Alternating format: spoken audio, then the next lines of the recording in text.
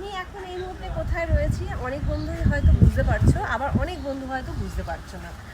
যারা নতুন আমার ভিউয়ার্স আছো তাদের জন্য বলি, আমি এই মুহূর্তে দাঁড়িয়ে আছি মাসির ইটভাটাতে। আর মা ছোটো মামার বাড়ি থেকে খাওয়া দাওয়া করে একবারে মাসির যা কাজ আছে ভাটার থেকে সেরে তারপর বাড়ি ফিরবো। আর এই দেখো রানা ইটভাটা, কত বড় চিমনি। এখন যদিও অফ সিজন, চারিদিকে দেখো পাকা ইট একদম রয়েছে, এখনো ক্লিনেও প্রচুর ইট রয়েছে। আর লেবাররা সব ছুটিতে আছে, মানে এখন তো অফ সিজন, মানে যেহেতু বৃষ্টি বর্ষাকাল, তা এই সময়টা ইটভাটার মানে অফ সিজন বলা হয়।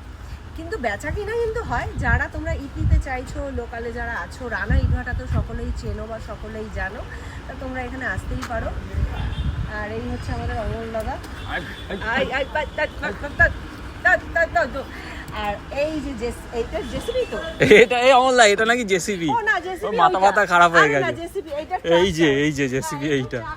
আর আমি এর আগে অনেক ট্রাক্টরে উঠে ভিডিও বানিয়েছি, আজকেও উঠবো, ভিডিও বানাবো আর সেটা তোমাদের সাথে শেয়ার করবো। নতুন গাড়িতে, এটা নতুন গাড়ি, তাহলে নতুন গাড়ি উঠি।